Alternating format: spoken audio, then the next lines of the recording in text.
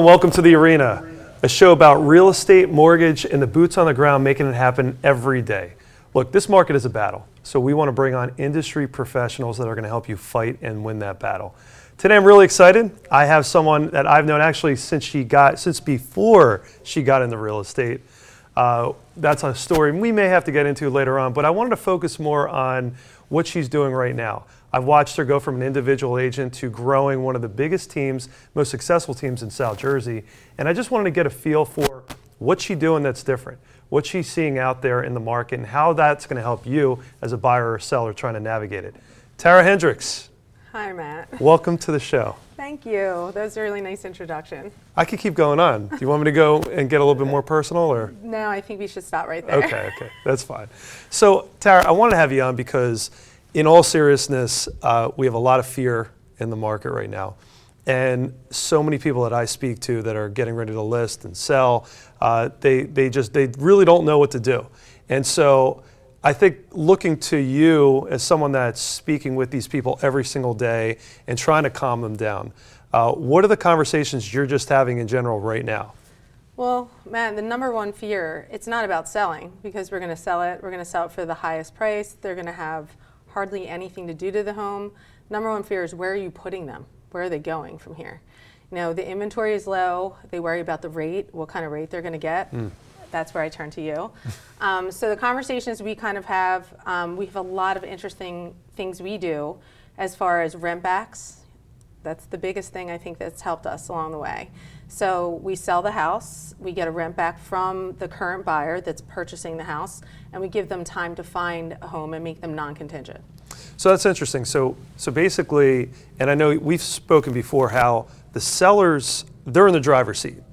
There's a lot of flexibility on the sell side, not so much on the buy side. Right. So I guess it's taking the benefits or whatever advantage you have and using that to your advantage. So you have, on the sell side, you're saying a rent back is going to allow them more opportunity when they're purchasing. It is, because it's going to make them non-contingent. It's going to build in some time. They don't have to rush, and they can look as a normal buyer that has the funds, doesn't have to make it dependent upon their sale. It's totally impossible right now to get an offer if it's pending your sale. And so a lot of things, just so we can explain contingent versus non-contingent. Right. Whenever Tara or her team send over a buyer to our team, that's the number one thing we're looking at. And I think that a lot of people watching, they're thinking the same thing. Like, well, I would love to buy.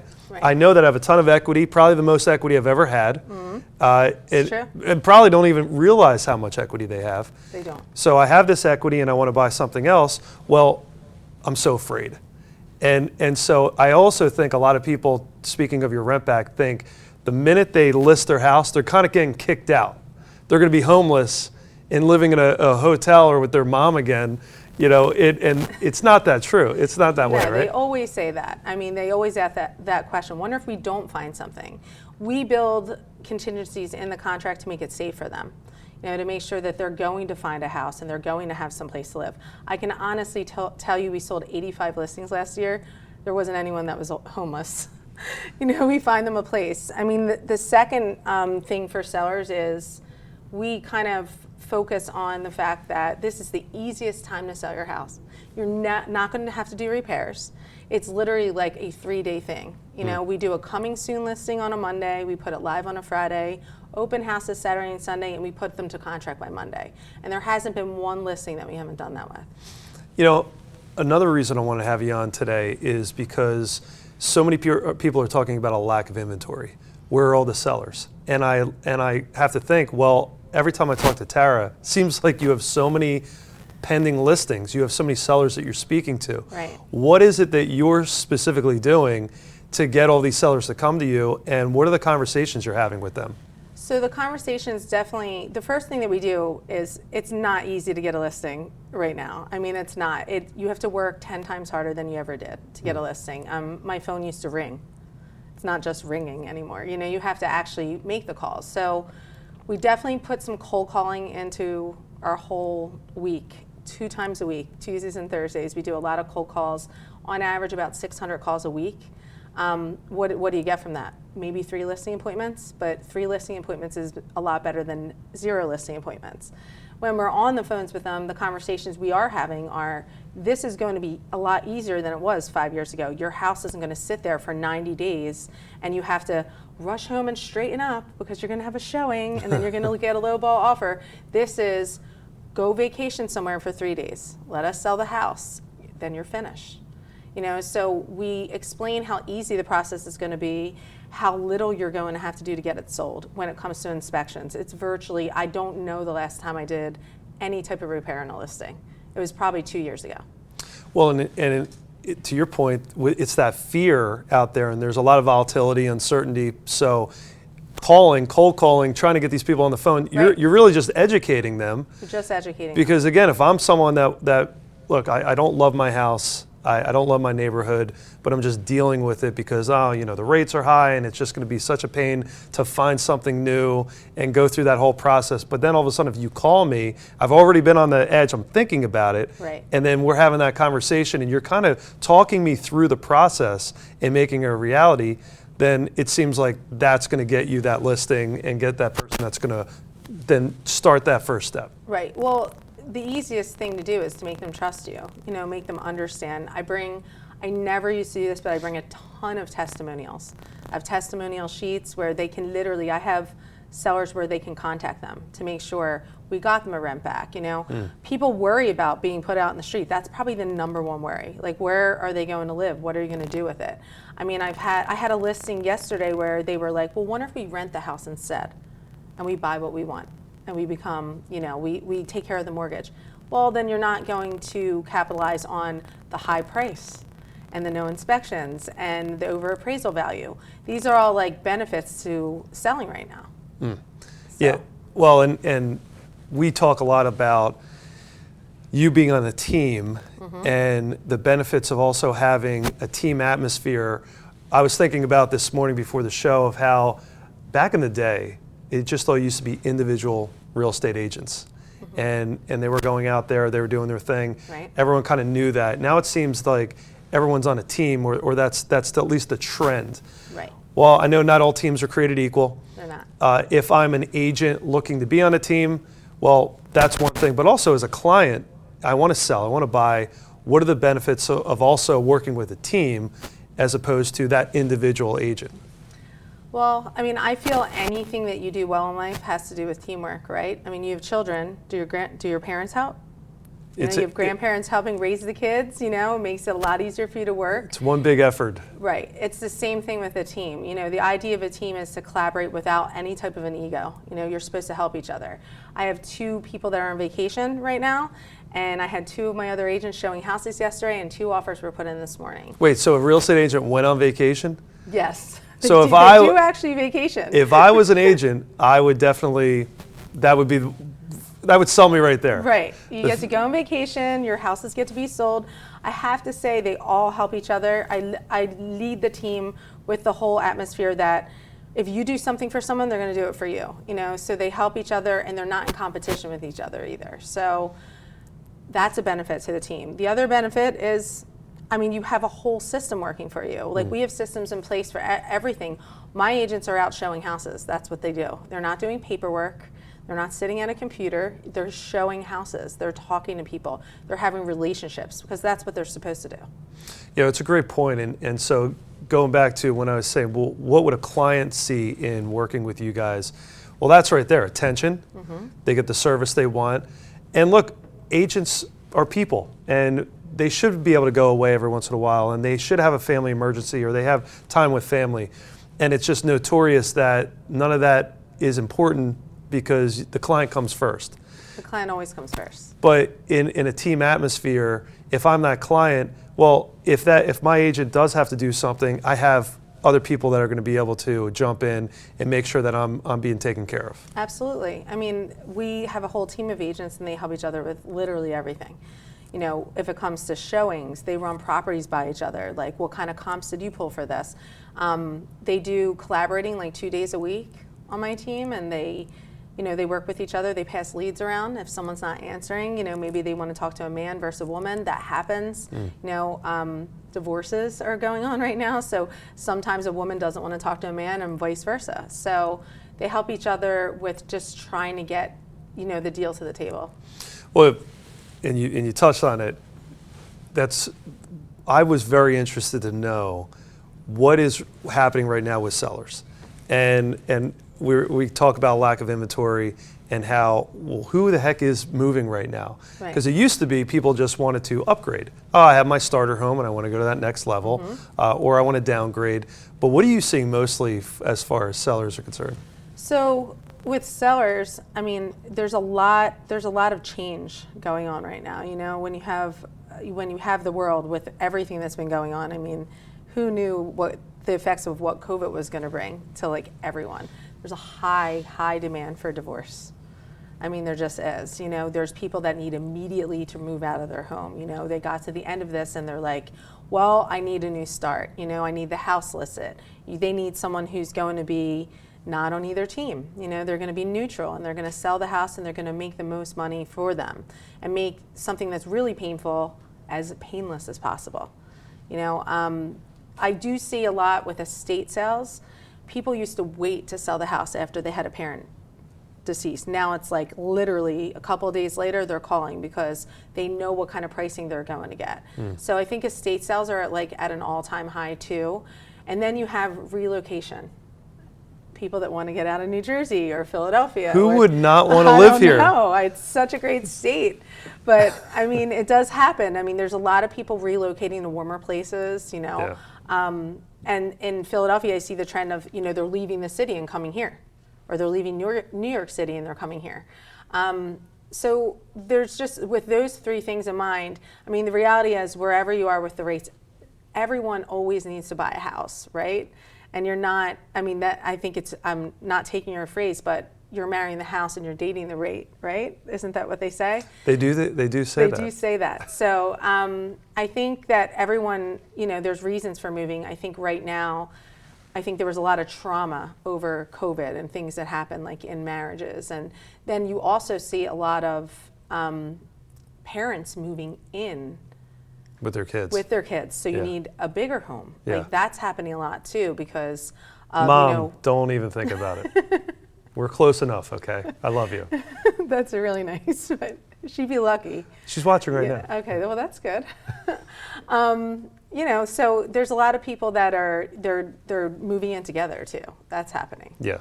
And then you have people downsizing too, where they had this major home and something happened with their job and they need to tone it back, cut down on the bills. So we have a lot of that going on too.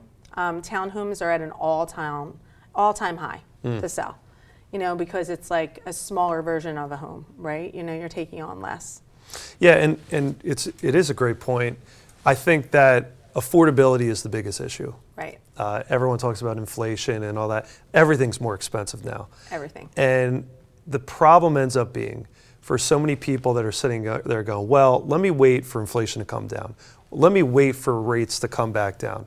I want to be really clear, and you can touch on this, but everything that I'm seeing, it just comes down to supply and demand.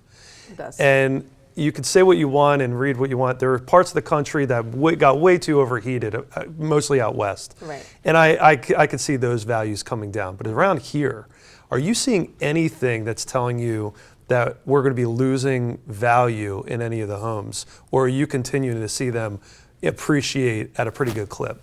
I mean, they're appreciating from where they were 2 months ago, literally. I mean, I sold a house to a client last year and they're unfortunately getting divorced.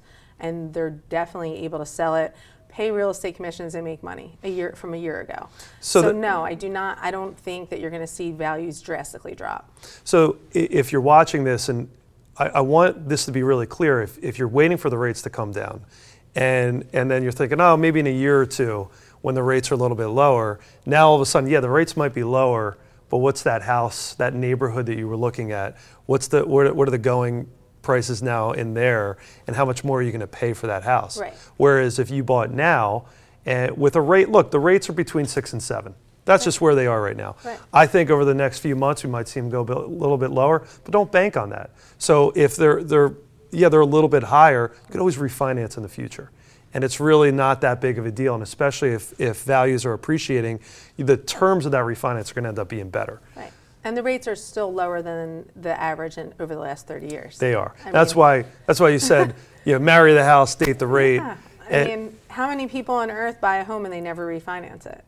It's very rare that you're not refinancing your home at some point. Right. So I do use that. I do explain that to buyers. And buyers' concerns, they worry about overpaying. Am I overpaying? And the reality is, I take the example of a home I bought in 2003 for $300,000. 1 year later, it was worth $2 million. Right now, it's worth $450,000. If you look at the trend of that, that's what it should be worth over all of those years in the year of 2023. So I'm just being realistic. I mean, I do not think you're going to see any neighborhoods that are going to crash and burn and not be worth anything. Well, that's very good because we want to be doing what we do for a while. I mean, you would know better than me, though. When No, it comes to the I don't know the anything. mortgage end. I'm just a TV host, and I do videos every once in a while on Right. social media. So, want to get into a big announcement.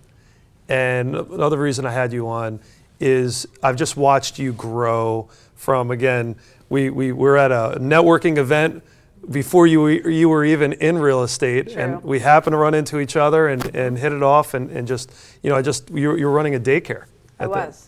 So A long time. I would say not much different between hurting kids and hurting your agents at this point, I right? never hurt kids. I mean, yeah, Okay. not herd, Okay. tenderly take care of. Right, tenderly. But I've watched you go from this individual agent to just learning the business to growing to gaining a team, and now there's a big announcement because you're making a move. I am. So we already actually moved. So we're over at KW right now, which I'm really thrilled to be back there. We are opening a brokerage, and the brokerage is called Home Life Powered by KW. So we're really excited about that. I really feel like that was the next step in my career, and we're just excited for all the possibilities that are coming. Now, where are you going to be located? We're going to be located in Cherry Hill on the east side. We're currently in a building right now that we're renting, but we're looking at buildings to purchase, and we're really excited about building a different type of brokerage too. Well, are you? You're going to have the whole team come over, The whole team's coming over. and then also, if any agents watching this, if they want to be a part of that, what are you doing with that? Or is it just going to be your team, or are you going to be growing outside of that? No, we're growing outside of that. I mean, the John Cohen team is also with us over there, and we've actually signed a few agents already. The idea behind this brokerage is to make it like a full service brokerage so that, if you have a brand new agent, there's training there. If you have a brand new agent walking in, they have transaction coordination. Making an agent, I had an agent say to me the other day, I was a brand new agent, and I had to do a contract, and I had no idea, because we all know real estate school does not teach you that. But it's basically making a brokerage where you have a marketing department that's helping you with marketing. So if you don't want to join a team, which I don't suggest that at all, you should join a team. But if you don't, you can, and just making it more of a friendly, agent-friendly driven brokerage. So flexibility. Flexibility. Well, we're going to I have a few more questions on that, and I'm going to make you get your crystal ball out. We're going to go into some predictions soon, Okay, great. right after these messages. Be right back. Thanks. A stroke can be easy to detect. A loved one can't speak, perhaps they can't move. But there's another sign of a stroke that many of us can't see. It's called spatial neglect, and it can occur during or after a stroke, causing distorted visual movements. Fortunately, there's a solution by using optical prism technology during rehabilitation. If you or a loved one have experienced a stroke, ask your doctor about spatial neglect. Spatial neglect. See the whole picture at KesslerFoundation.org. Are you burned out, disenfranchised, disengaged, extremely distracted? Do you feel that you're lost in semantics, over-leveraged, overwhelmed? My name is Lisa Fratelli, and I have a show on RVN TV, always streaming. The name of the show is The Neuroscience of Wealth and Well-Being. The intention of this show is to explain how you can get back to homeostasis, flow states, creativity. It's highly correlated with happiness and well-being. So you can get out of overwhelm, get out of burnout, not feel distracted, and get back to your life. You will hear from experts who will get you back on track so you can enjoy your life again. RVN TV, we're always streaming. Are you part of the Great Resignation? Are you a business owner that would like to diversify your business holdings? Have you always had an entrepreneurial itch but did not have a concept to get you started? Milestone Franchising represents over 500 franchise concepts across 30 industries. Concepts range from $20,000 to $6 million, and they can be home-based, office-based, mobile, or brick and mortar. We guide you through the process to select which concept is best for you based upon your core competencies, your interests, and your financials. Milestone Franchising is part of the International Franchise Professionals Group, IFPG, and will bring a host of resources to assist you in your quest for business ownership. When you work with a certified franchise consultant, you gain access to a professional process that helps you succeed in your search for the right placement. Finding the best placement for you within the franchising world of 4,000 concepts is the objective. Matching your skills and goals with a culture that fits you best is the priority. For a free consultation, visit our website at milestonefranchising.com. Milestone Franchising is here to lead you in a new direction.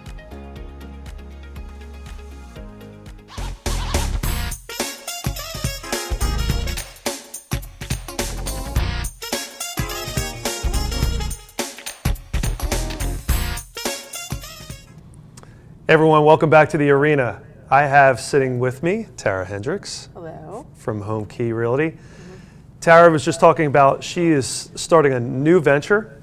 Home Key is remaining, but we're going to be over at Keller Williams. We and are. what is the new? So it's Home Life, powered by Keller Williams. Love the life you live is the slogan. So we're excited. I mean, we already started. We're just looking for a building to land and start getting it reconstructed, which I know is going to take probably a couple months, but we're really excited. We're in a great space right now for temporary, and we'll do a big move.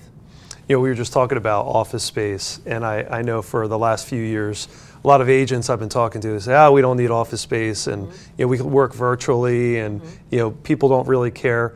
Do you think that? Do you think people care at this point? No, I mean, every agent I'm talking to wants office space again. They want to feel that vibe of being in a space where people are like working and they're like vibing off of that, I'm finding that, I mean, my agents went from not being in at all to they're always in there now. So I think people need to be around other people thinking the same thing and working on the same projects to just feel it, to get back into it. So most of the agents I'm talking to want space.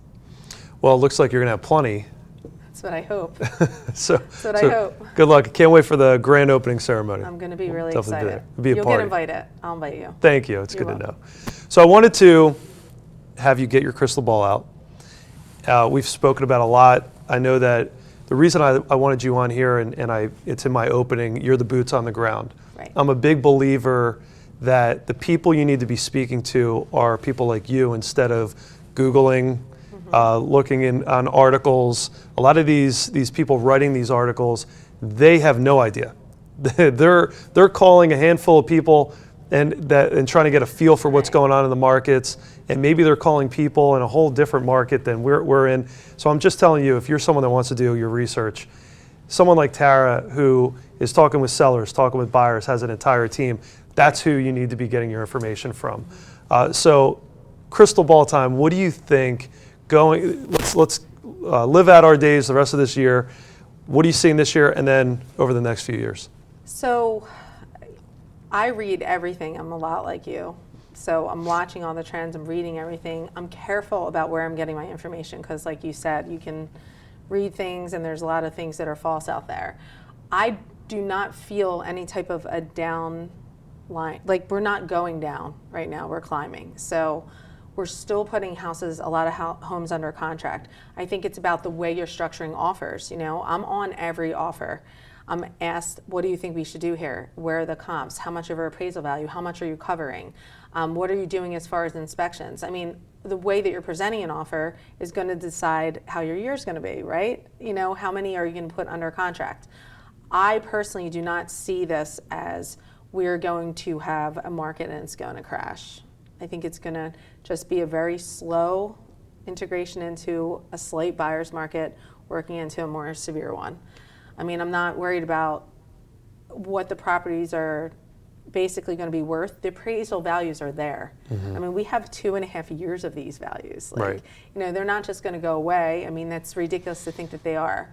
I feel listings picking up a little bit, not much. I'm not going to say it's super easy to get a listing, but they are picking up, and I do see some agents waking up and listing and doing what it takes to go get them. And that's not just calling, that's walking. We're walking developments, you know, we're talking to people. Networking, you have to do more to get the listing. And the more that the listings come, the more that this will shift towards the other direction, because it's about the inventory. I'd like to tell you it's just about the rate, but we know it's not. It's about it's the inventory, so you have to get the listings. And I do see that trending a little bit. It's starting in the last, I would say, like 2 to 3 weeks. The phone's ringing a little bit more. Well, and also I think it's a feeling, and people feel, look, the media loves to do doom and gloom, and they negativity unfortunately sells headlines. Right. And so when they're talking about, oh my God, the markets are terrible and the rates are so high, but now people are starting to get it's the new normal was that, right? Rates were a lot higher than they were right now. Right. And so now we are getting better, and I think over the next few months we'll get even better from that. So I think that if somebody is on the fence and they're thinking, well, I may want to sell, I may want to buy, and even just like they're 10%, 20% into that, what's your suggestion for them? Well, my suggestion is you're probably not ever, it's not that your home isn't going to be worth this value next year, but you may not sell it in 3 days with multiple offers and get that above appraisal value cushion. You may not get the no inspections. Because if there's more inventory at that point. Right, you're going to have less. So essentially, are you making more selling right now? You are, because you're putting out less, right? It doesn't necessarily mean you're going to get a higher value, but you're not going to have the plethora of buyers out there. You know, the line around. I love real estate agents that post every day about the open houses and the lines around the block. Great for sellers, but you're scaring buyers. Stop scaring buyers, Stop showing that, because buyers are like, I don't want to be in that line. They're afraid to be in that line. So I think I would tell people to sell, because you're not going to have that extra. I mean, there's buyers that are paying to do this certificate of occupancy. Never seen that ever, except for the last 2 years, These are the perks you're going to get right now. Well, and everything you're talking about too, this is the difference between a team, an agent that understands what it takes to get things done, right? Get a house under contract, and then there's other agents that unfortunately might have gotten into this business just a while ago, or a very short while ago, and they don't have that experience. We've had multiple people that have come to us and in one way, shape, or form, and we pre-approved them, and now we're working with them, and then they fire their agent. And they come to us and they ask, well, who do we go to? Now that's a tough position for us to be in, right? And we're seeing that more and more, because they're losing offer after offer after offer. And I know it might be your cousin, it might be your friend, but in the end, who's going to get it done for you? This is your house. This is your life, your family, where your kids are going to grow up. I mean, this is a serious thing. Right. So when you're choosing who to work with, I think it's just so important. Interview them. Don't take my word for it. Obviously, I love Tara and I love her entire team. I would trust them with anything, but interview them and get an idea with testimonials on how they're going to make it happen for you. Right. And agents, I mean, a lot of this is networking with other agents too. We're on the same team, being friends. And, when I get a certain offer on a listing and I see an agent that I know, I'm like, wow, I know that I'm going to close that because they're great, or they use the right lender, or they have a good title company behind them. All of this is important in how you're structuring your offers and like what you're doing. You know, and I'm copied on all the offers. One, because I'm crazy. We all know that. But two, I'm there No to help. comment. I'm there to help. I'm there to call the other agent and say, I'm going to be on this every step of the way. I'm an extra set of eyes. I'm going to make sure we don't drop the ball. And that goes for like our transaction coordinators and our team manager. You know, we work as a team as a whole, and it can never hurt to have too many people like on top of a deal. I love it. Well, Tara, if somebody wants to get a hold of you and interview you or just ask some questions, get started. Look, it's never too early to get started. It's not. I know that we have people that are 2 years out that are just super planners. Right. And they they're like, want to watch the trends and the market and where we're going and get their feet wet just looking at houses. and you know, then my team does our thing. Of course, we do soft credit pulls. We don't even get super serious into it, but provide some information, numbers. You guys Right. do your thing, and then they have time. And then all the other people are like, yeah, I need to buy like tomorrow. I can't believe I didn't get that house. So you don't want to be like that. No. So if somebody wants to get a hold of you, what's the best way? So, I mean, our website's great. You know, you can click on our website, homekeyreg.com. My phone number. Do I just put my phone number in here? what's a Facebook and Instagram? Facebook, it's NJ Realtor Tara. Okay. Yep. Yeah, and Both of them are. So. And of course, this will be all over social media.